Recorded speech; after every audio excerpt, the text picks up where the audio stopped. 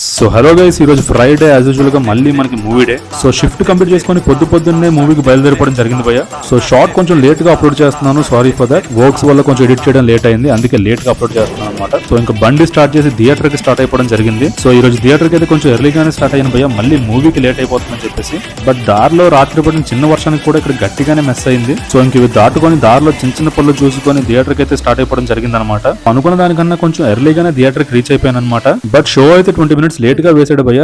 Early morning Khaleja release చేసినట్టు ఉన్నారు. Audience కూడా మంచి ఎక్సైట్మెంట్ తో ఉన్నారు. మంచు మనోజ్ గారు కంబ్యాక్ మూవీ కూడా ఇది. అండ్ థియేటర్ కూడా హౌస్ఫుల్ అయిపోయింది భయ్య, ఎక్కడా ఖాళీ లేదనమాట. సో అలా మూవీ కంప్లీట్ చేయడం జరిగింది అనమాట. మరి మూవీ ఎలా ఉంది ఏంట్రా అంటే ఎందుకో కొంచెం డిసప్పాయింట్మెంట్ అనిపించింది భయ్య మూవీ చూసిన తర్వాత.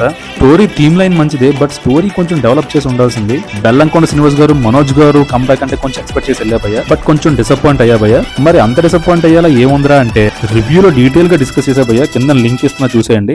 అండ్ అలాగే వెళ్తూ సబ్స్క్రైబ్ చేసుకోవడం అయితే మాత్రం మర్చిపోకండి భయ్య.